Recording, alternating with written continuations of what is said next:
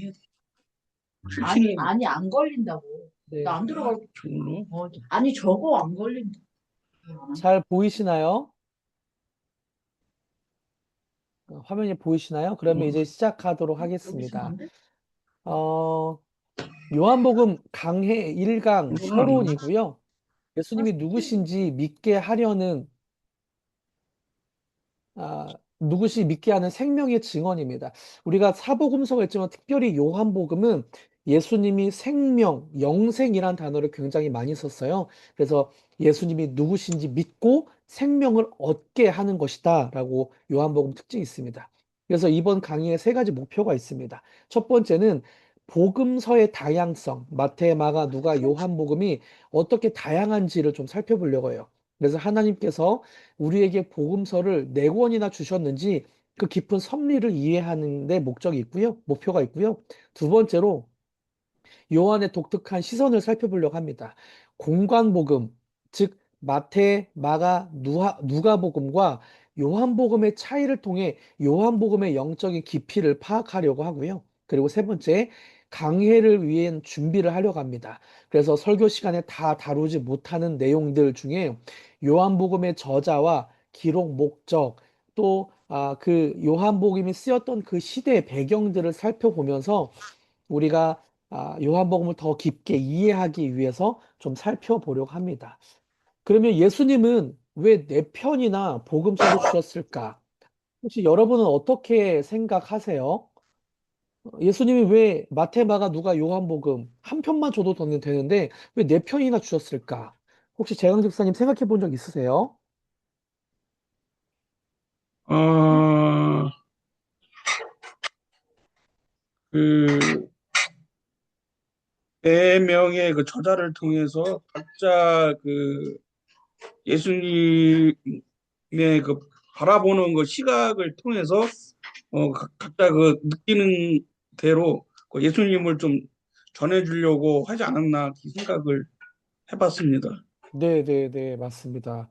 그런 것 같습니다. 죄송해요. 각자 네 명의 시각을 통해서 예수님을 알게 하기 위해서 너무나 정확하게 말씀해 주셨고요. 제가 사복음서 이야기 교재를 제가 읽어드릴게요. 이외로 복음서가 여러 개 있는 것을 이상하게 생각하는 사람들이 많습니다. 복음서가 예수님의 생애와 교훈을 전하는 것이라면 하나면 족하지 여러 개일 필요가 있느냐라는 질문입니다. 복음서가 신약에 네 개씩이나 있어서 공연히 사람을 헷갈리게 한다는 것입니다. 이러한 불만의 부흥이라도 하듯이 AD 2세기 중엽에 타티아누스는 복음서를 하나로 통합하고자 하는 노력을 기울인 적이 있습니다. 그 결과로 나온 것이 디아테사론이라는 책인데 네 개의 복음서가 상이한 목소리를 내는 것을 단 한 권의 책으로 조화, 디아 테사로는 헬라어로 디아와 테사론이 결합된 것을 조화롭게 한다는 뜻입니다. 이렇게 조화시키려고 했습니다. 그러나 복음서가 하나만 필요하지 않습니다. 복음서의 종류가 네 개나 되어도 예수님의 모습을 그리기에는 여전히 부족합니다. 그래서 요한복음 20장 30절에서 예수께서 제자들 앞에서 이 책에 기록되지 아니한 다른 표적도 많이 행하셨사오니라고 말하고 있습니다. 이렇게 신약 성경에는 예수님의 공생애를 다루는 복음서가 네 개나 있죠. 왜 굳이 네 권이나 될까? 예전에 역사학자 중에도 그렇게 그 뭐죠? 하나로 결합하려는 그런 노력들이 있긴 했지만 분명한 건 지금 네 권이 있다는 거죠. 이 질문에 대한 답은 간단하면서도 굉장히 중요한 것 같아요. 하나님은 한 분 예수님을 네 명의 증인을 통해서 입체적으로 보게 하셨기 때문입니다. 한번 예를 들어 볼게요. 여러분, 법정에서 이제 증인을 불렀는데 증인이 한 명이 아니라 네 명인 거예요. 그래서 그 증인이 각각 자기가 본 것을 이야기하는 거죠. 증언을 하는 거죠. 그럼 법정에서 그 네 명의 증언이 일치한다면 다른 관점이지만 뭐 위에서 바라보기도 하고 차도에서 바라보기도 하고 뭐 동료로 바라보기도 하고 각각 다르겠지만 똑같은 사건을 말한다면 그 법정에서의 그 증언은 굉장히 신빙성이 있겠죠. 마찬가지로 그 네 개의 복음서도 한 예수님을 다루고 예수님이 이 땅에 왜 오셨는지 예수님이 이 땅에서 행하신 일들을 각각의 네 명의 증언이 똑같이 증언한 거죠. 그러다 보니까 이것이 얼마나 역사적 사실인지 증언이 된 것입니다. 네 권의 복음서는 서로 다른 방향으로 예수님을 바라보며 결국 우리를 더 분명하게 예수님은 누구시고 하나님이 예수님을 이 땅에 보내셨는지를 알게 한다는 거죠. 따라서 우리는 복음서를 읽을 때, 마태복음하고 누가복음하고 이 내용이 조금 다르네. 어, 마가복음에 있는 내용이 요한복음에 없네. 이런 거를 비교하면서 읽을 것이 아니라, 아, 마태복음은 예수님을 이렇게 보고 있구나.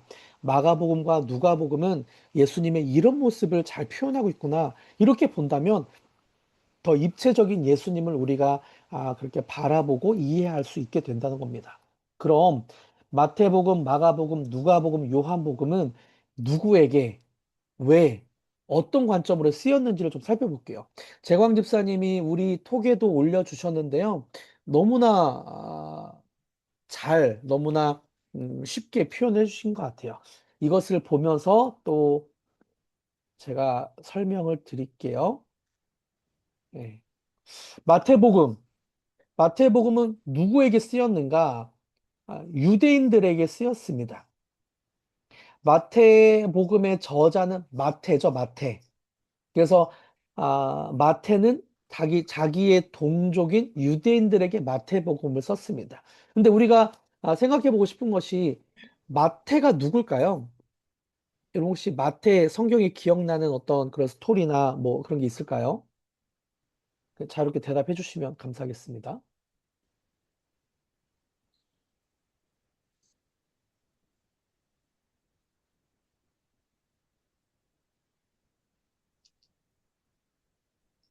네, 자유롭게 얘기해 주세요. 마태가 누굴까요?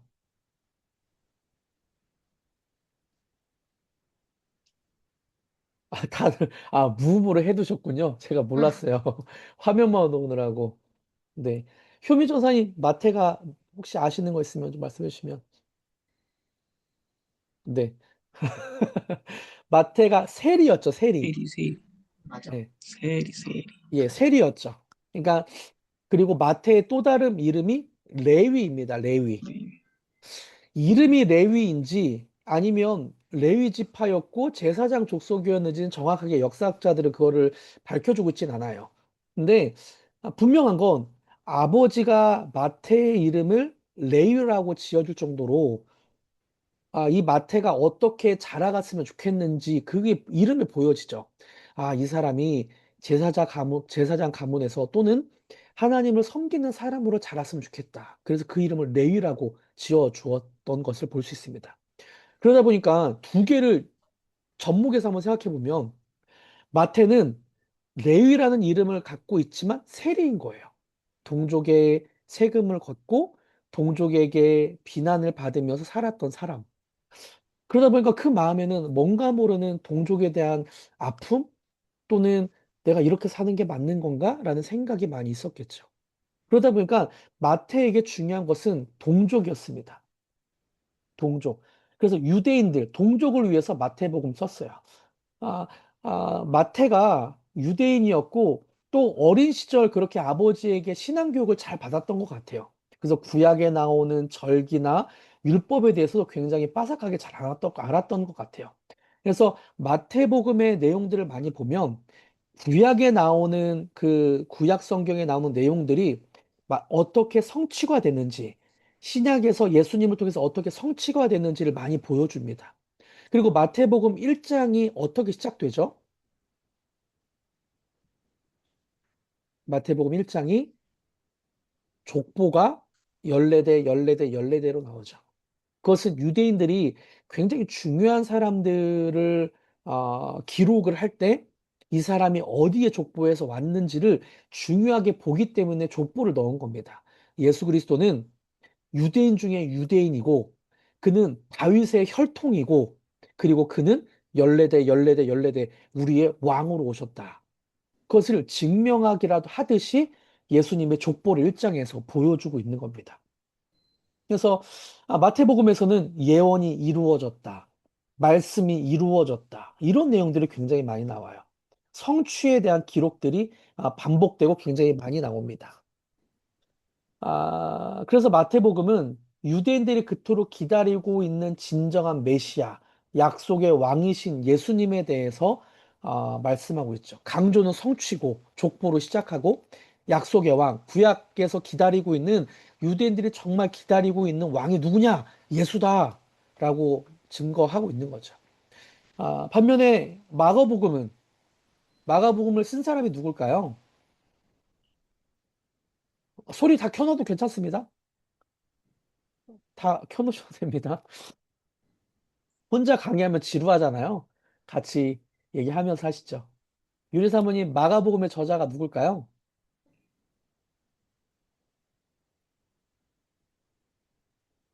마가복음의 저자가 마가죠, 마가. 마가. 마가는 어떤 사람이냐면 바울과 바나바가 1차 전도 여행을 같이 떠나잖아요. 그러면서 그 르브론이 아니라 무슨 섬에서 가운데 섬, 네, 섬에서 계단이 굉장히 높은 계단이 있었나 봐요. 근데 바나바의 조카인 마가가 도망을 갑니다. 그래서 선교 여행에서 떨어져 나가요. 그래서 바나바와 바울 둘이 1차 전도 여행을 하죠. 그리고 나서 2차 전도 여행을 할 때, 바나바는 마가를 또 데려가자고 합니다. 근데 바울은, 아니, 쟤 도망갔는데 어떻게 데려갈 수 있냐? 쟤 못 데려가. 그래서 바나바와 바울이 싸워요. 그리고선 바나바와 바울이 따로 선교 여행을 떠나죠. 그때 싸웠던 이유가 마가였습니다. 마가. 그 마가가 이 마가예요. 그러니까 바울과 바나바가 싸우게 만들었던 1차 전도여행의 중도 탈락했던 그 마가가 마가복음을 지었습니다. 근데 이렇게 우유부단하고 연약했던 마가가 나중에는 바울이 서신서를 쓸 때 노년에 마가를 나에게 데리고 와라. 로마 감옥에. 그런 글을 쓸 정도로 마가를 사랑했고 또 마가도 노년에 바울의 마지막 감옥을 지켰던 그런 사람이기도 합니다. 이 마가가 베드로와도 굉장히 친했다고 그래요. 그래서 베드로의 증언들, 베드로의 통역, 헬라어로 통역하는 일도 했고요. 또 베드로의 증언들을 엮어서 마가복음이 이렇게 쓰였다고 합니다. 마태, 마가, 누가, 요한 중에 가장 먼저 쓰인 책이 마가복음이라고 해요. 그래서 마가가 이 성경을 가장 먼저 예수님의 이야기를 베드로 사도와 여러 사도들의 증언들을 모아서 쓴 사람이 마가라는 거죠. 그래서 마가의 입장은 어떻게 보면 사도도 아니고 또 바울과 같은 어떤 주도적인 사람도 아니었고 조력자였죠. 연약하고 심약하지만 옆에서 누군가를 도와줬던 조력자. 그래서 마가의 입장은 조력자의 입장을 많이 담고 있습니다. 그래서 책 내용에서는 그러니까 종이신 예수님에 대해서 많이 그렇게 다루고 있어요. 종이신 예수님에 대해서 다루고 있다 보니까 독자가 로마입니다. 로마인. 로마에는 그 당시에 노예가 50% 이상이었다고 해요. 로마에 있는 사람들 중에 로마인이 있었고, 로마인을 섬기는 종들이 50% 이상이었다. 그러니까 마가는 마가복음을 쓰면서 로마인들에게 예수님도 종으로 오셨다. 우리를 이 땅에서 섬기기 위해서 이 땅에 오셨다라는 것들을 증명하기 위해 마가복음을 쓰고 있죠. 그래서 마가복음에서는 즉시라는 단어가 많이 나옵니다. 즉시 예수님이 행하였더라. 즉시 행하였더라.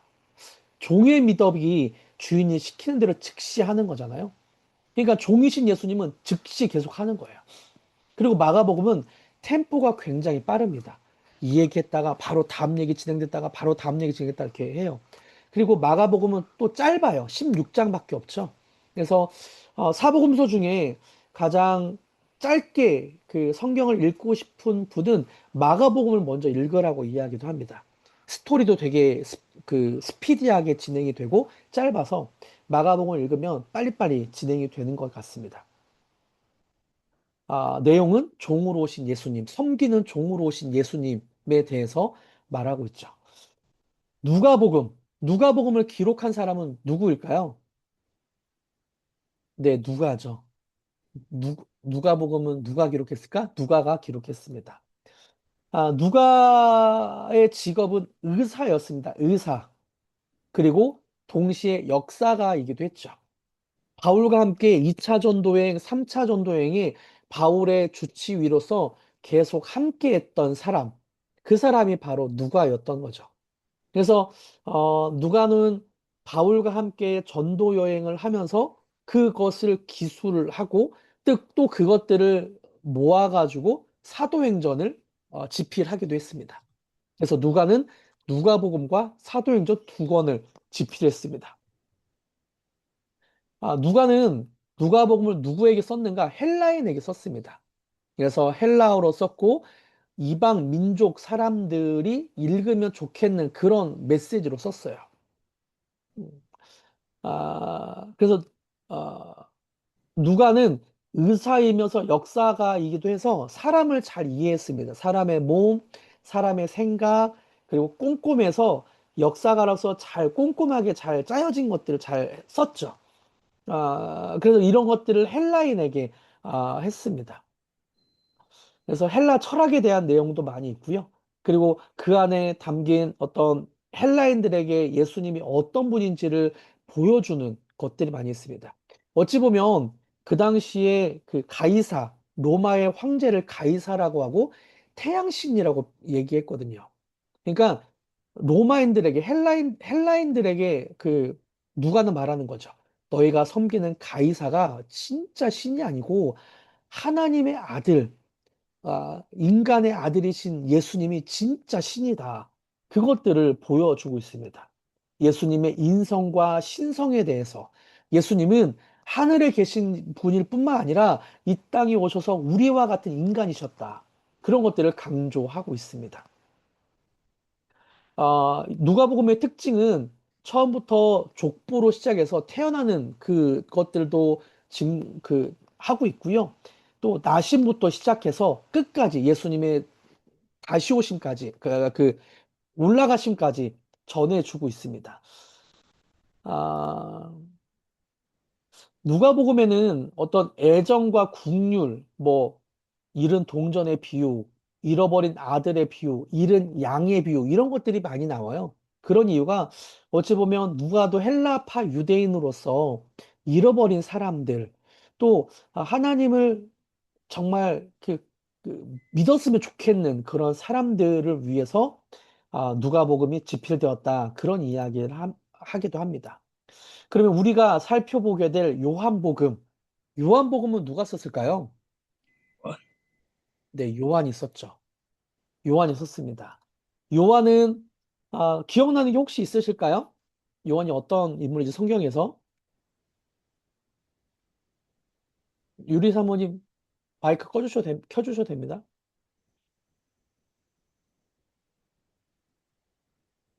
요한은 성경에 어떤 게 좀 기억이 나세요?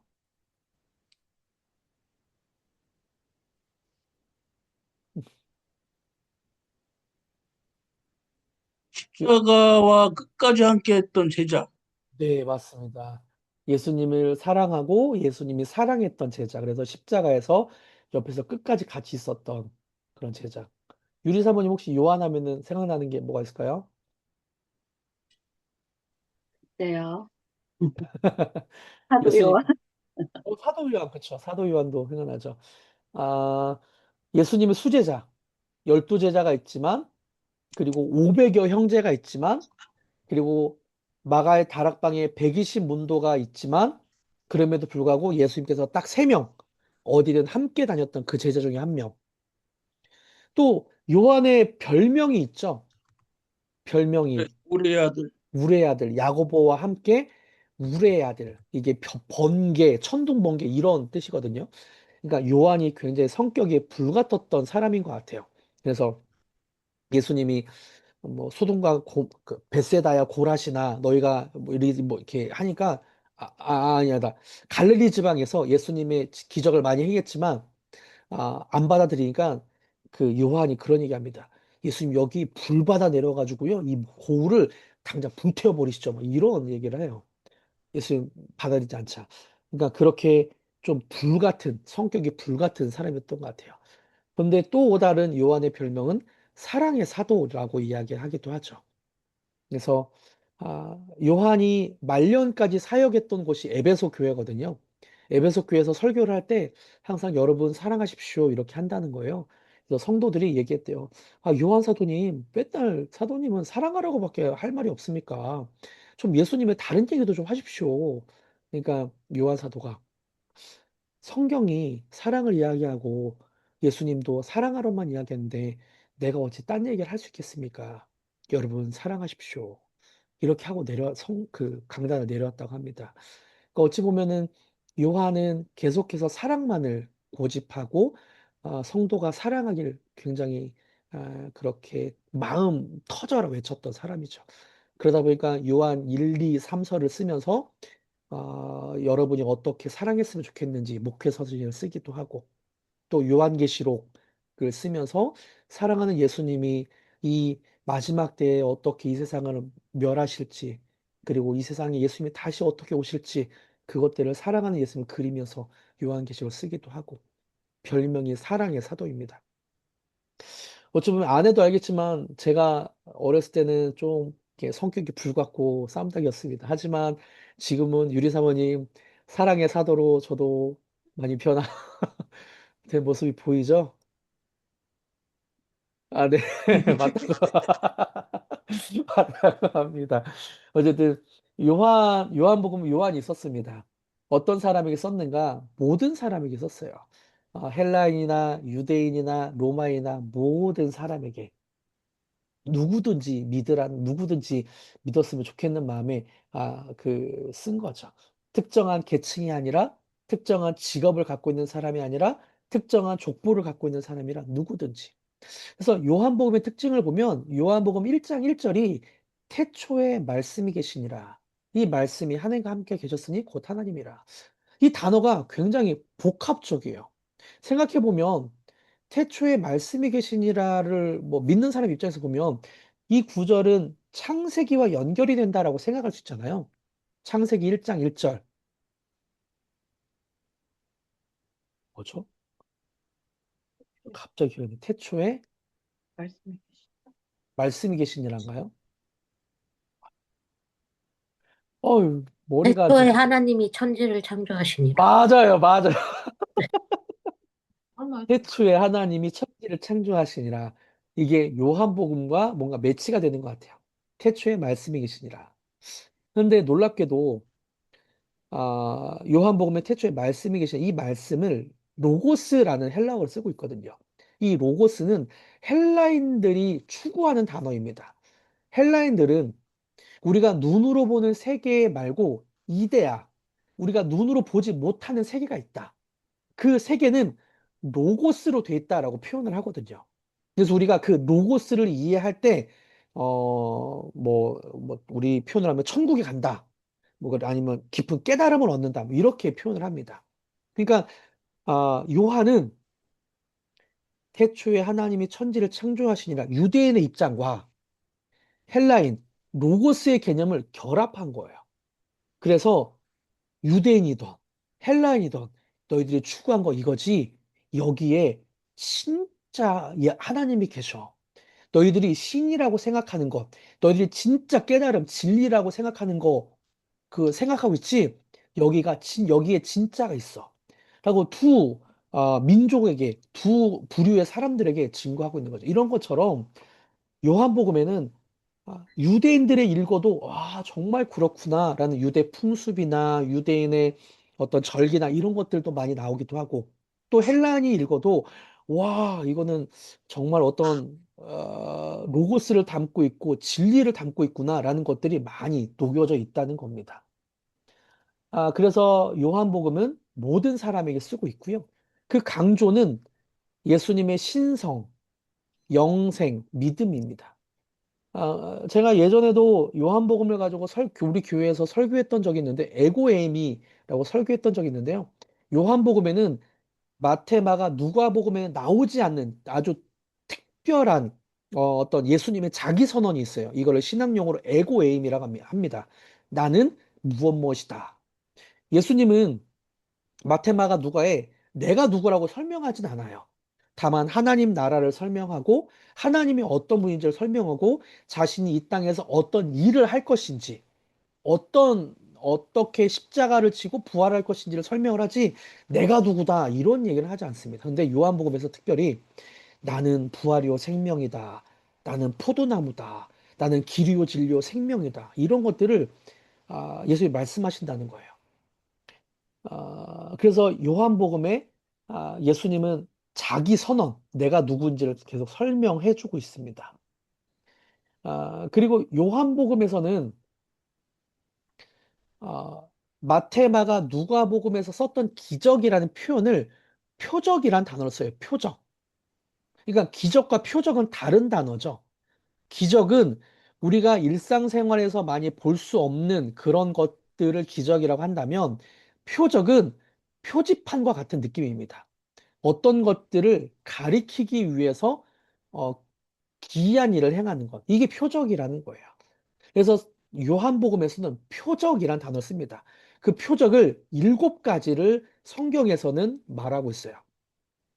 물이 변하여 포도주가 됐던 그런 표적, 또 죽은 나사로가 다시 살아난 표적, 이런 표적을 하고 있습니다. 표지판과 같이 이걸 통해서 예수님이 어떤 분이신지를 보여주는 거죠. 그래서 요한복음에서는 이것을 믿는 거, 너희가 믿느냐? 그러면 영생을 얻으리라, 생명을 얻으리라라고 말합니다. 마태복음, 마가복음, 누가복음에서는 하늘나라, 하나님 나라라고 표현을 하지만 요한복음에서는 영생, 생명이라고 표현해요. 하나님 나라라는 단어는 쓰이고 있지 않습니다. 그래서 마태, 마가, 누가복음을 우리는 공관복음이라고 표현해요. 공관복음. 그것은 뭐냐면 같은 공의 눈, 같은 관점 관. 그래서 같은 관점으로 본다. 그래서 공관복음을 마태, 마가, 누가복음이라고 하고 요한복음을 제4의 복음서라고 이야기합니다. 그래서 사복음서를 우리는 사복음서라고 이야기하기도 하지만 공관복음과 제4복음서라고 이야기하기도 해요. 네, 다각도에서 바라본 예수님. 법정에서 4명의 증언이 있으면 더 신빙성 있다. 그 얘기를 한 거고요. 공관복음과 요한복음을 살펴볼게요. 공관복음은 마태복음, 마가복음, 누가복음입니다. 이 서로 겹치는 내용이 60%에서 70%가 겹쳐요. 하지만 요한복음은 따로 독립된 자료입니다. 90%가 겹치지 않아요. 그러니까 10%만 겹쳐요. 공관복음하고. 마태, 마가복음이 가장 먼저 쓰였고요. 그 다음에 마태, 누가복음이 쓰였고요. 그 다음에 한 30년, 40년 뒤에 요한복음이 쓰였습니다. 이미 3개의 복음서가 있는데 요한복음이 나중에 쓰인 거예요. 한번 생각해 보세요. 마태, 마가, 누가복음이 이미 성도들은 읽고 있어요. 예수님의 이야기들, 예수님이 설교했던 내용들, 예수님이 십자가를 지시고 부활했던 내용들을 이미 알고 있어요. 근데 90세가 된 요한이 이걸 보면서 또 다른 복음서를 집필하기 시작하는 거예요. 그 전에 나오지 않는 내용으로. 그럼 여러분 어떤 느낌이 드세요? 90세 할아버지가 이미 나와 있는 마태복음, 마가, 누가복음을 보면서 또 다르게 자기가 경험한 20대에 자기가 경험한 예수님을 집필한다. 어떨까요? 기분이. 재원님 쌤 어떨까요?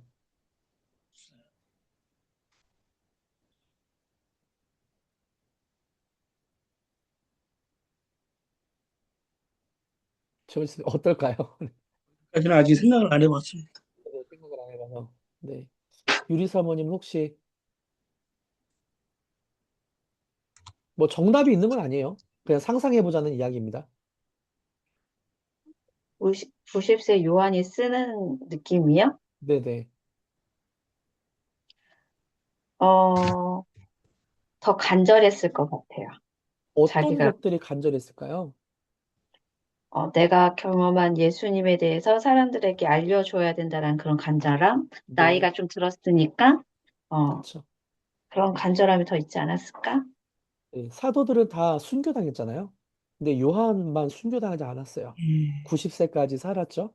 그리고 다 동료들은 다 죽고 그리고 마가복음 누가복음 나왔는데 내가 만난 예수님은 이런 분인데 내가 만난 예수님 이런 분인데라고 가슴속 터지게 그 열정이 있는 그 열정을 갖고 요한은 하나하나 쓰기 시작했죠. 예수님 맞아. 그때 이렇게 말씀하셨지. 맞아. 예수님이 우리에게 이렇게 다가오셨지. 저는 지금도 눈시울이 좀 붉어지는데요.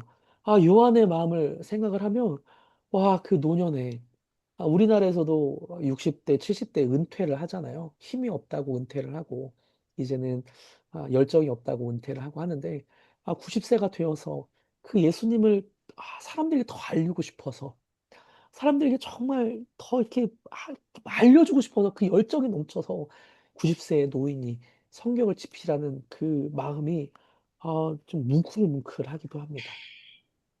그래서 공관복음과는 겹치는 내용이 10%밖에 안 돼요. 그리고 요한복음은 예수님이 누구신지에 집중합니다.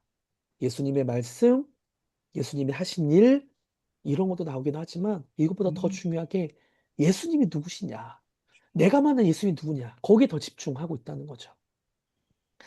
공간복음은 갈릴리 사역의 비중이 높은데요. 요한복음에서는 유대 절기를 따라 예루살렘을 3번에서 4번 방문한 이야기가 있습니다. 그리고 아까도 말씀드렸지만 공간복음은 하나님 나라에 대한 거, 천국, 하늘나라에 대한 설명이 있지만 요한복음은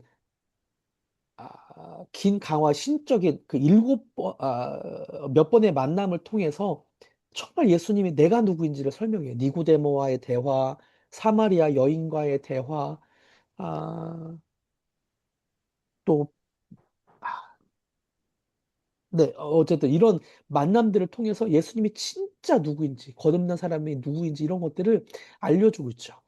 그리고 요한복음에서는 표적이란 단어를 씁니다. 표지판. 예수님이 누구신지 표적. 표지판과 같이 이분이 어디로 향해 가고 있고 이분이 기적을 베푸신 것들이 어떤 의미인지를 보여주고 있죠. 그리고 가장 중요하게 예수님은 나는 포도나무이다. 나는 부활이요 생명이다. 나는 선한 목자이다. 나는 양의 문이다. 자신을 직접 설명하는 내용들이 7가지가 나옵니다. 그래서 공간복음과 요한복음의 차이가 이렇게 있고요. 아,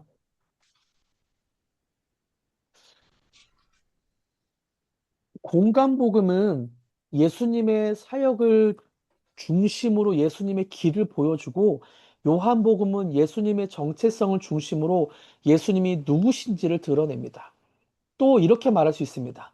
공간복음이 예수님의 행하심을 넓게 보여준다면 요한복음은 예수님의 존재를 깊이 있게 보여줍니다. 그래서 요한복음에 대해서 학자들은 표적이란 걸 이렇게 표현하기도 해요. 요한복음은 어린아이가 헤엄칠 수 있을 만큼 얕고 수영선수가 빠져 죽을 만큼 깊은 물과 같다. 요한복음을 읽다 보면 너무나 쉽게 예수님이 누군지 알 수 있는 거예요. 근데 또 영적인 깊이가 있어서 그 안에서 수영 선수가 빠져 죽을 만큼 신학자들이 요한복음을 파도 와, 예수님이 이런 분이구나. 예수님이 우리에게 이런 분이시구나 하는 것들을 더 깊이 경험할 수 있다. 이렇게 표현하고 있는 거죠. 지금까지 공관복음, 사복음서와 요한복음의 차이, 또 요한복음이 어떤 책인지 배경을 좀 설명을 드렸어요. 아, 여러분 지금 들으면서 어떤 것들이 기억에 남는지 한번 좀 회상해 봤으면 좋겠어요. 네, 7가지 구조. 이거는 다음 주에 할 내용이고요. 네.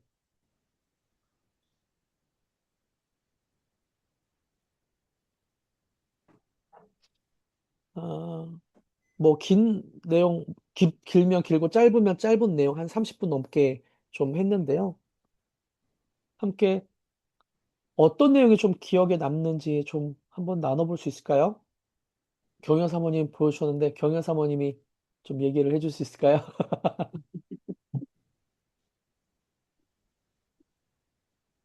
잘 모르겠습니다. 네, 알겠습니다.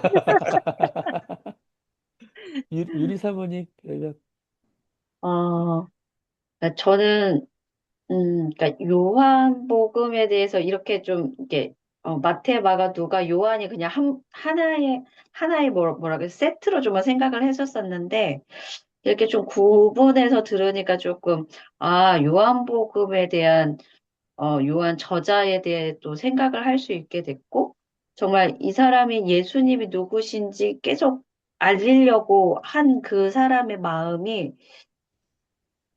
어 뭐라고 해야지? 어, 그러니까 오 목사님이 추구하는 목회 철학하고 좀 비슷하다라는 생각을 좀 했었던 것 같아요. 그러면서 요한복음 한번 다시 좀 깊게 좀 생각을 그러니까 말씀을 묵상을 해봐야겠다. 진짜 내가 그동안 알고 왔던 예수님에 대해서 내가 제대로 알고 있을까? 한번 예수님이 어떤 분인지 정말 어, 다시 한번 좀 좀 다시 묵상을 해야겠다라는 생각을 좀 했었던 것 같아요. 네네, 그리고, 감사합니다. 네, 네, 어렵네요. 그리고, 네. 대강 집사님. 예, 오늘 사복음서를 통해서 특히 이제 요한복음에 대해서 어, 다시 한번 어, 여러 가지를 알게 해주시고 또 요한이 그 90세 그 늦게까지 그 있으면서 그 예수님을 알게 해주기 위해서 그 자기가 느꼈던 거를 열심히 그 쓰면서 이렇게 들었던 생각이 어, 예수님을 누군가라고 이렇게 알려주는 것보다는 내가 예수님을 얼마나 사랑하는가 그거에 대해서 이렇게 하고 또 예수님이 그 누구신지에 대한 거는 중심에 있다는 거를 다시 한번 느끼게 해주셔서 어, 귀한 시간이었던 것 같습니다. 네, 너무 감사합니다. 효비 전사님. 그리고 선지 집사님 다음에 할 거니까 준비해달라고 좀 얘기해 주세요, 정강 집사님. 안 들려, 안 들려. 안 들리는데요? 효비 전사님 다음에 선지 집사님입니다. 네, 오늘 저는 원래 요한복음을 너무 좋아하고, 그리고 처음으로 예수님을 인격적으로 만난 것도 요한복음 1장을 통해서였거든요.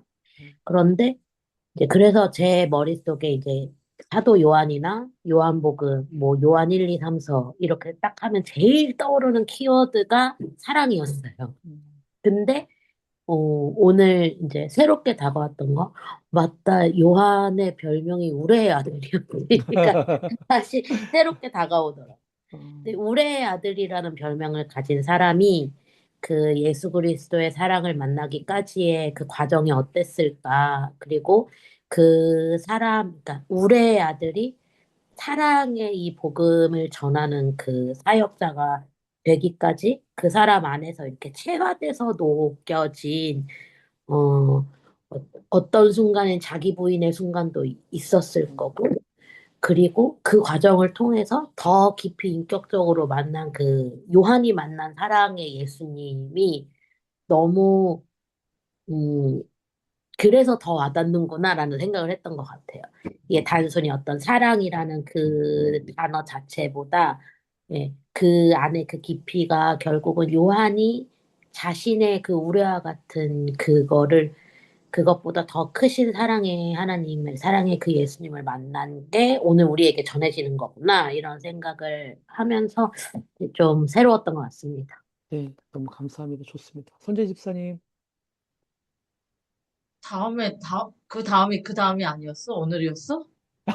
네. 다음에 아니에요? 다음에 아니에요? 넥스트 아닙니다. 아니에요? 아닙니다. 지금입니다.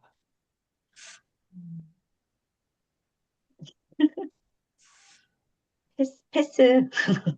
음, 그 항상, 뭐, 뭐라 그럴까, 어떤 복음서에 같은 말씀이 구약에서 신약도 있었던 것 같고, 뭐, 창세기랑 뭐, 야고보서랑 그 말씀 대조했듯이 같은 내용들이, 뭐, 비슷한 내용들이 나온다 그런 것들이 한 사건, 같은 사건이었기 때문에 같은 내용들이 나오는 것 같고 거기서 관점에 따라 조금씩 달라지는 그 말씀들이 오늘 들으면서 더, 아, 그래서 그랬구나 그런 생각이 드는 것 같고, 그리고 다른 사람들이, 자기보다 어린 사람들이, 자기보다 어렸겠죠? 내가 들은 게 맞았나?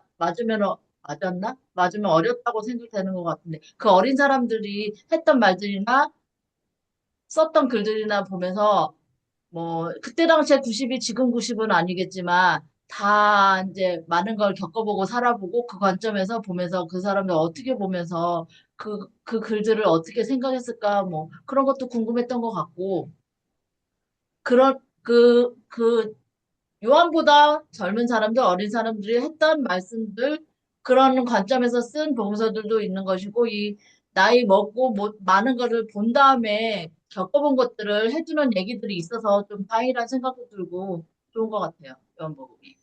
네네. 그런 조금 내가 겪어본 것들 더 세월을 살아가면서 느꼈던 것들을 그 관점에서 해주는 말씀이 있다는 게 좋은 것 같아요. 네. 너무 여기까지입니다. 감사합니다. 네네, 감사합니다.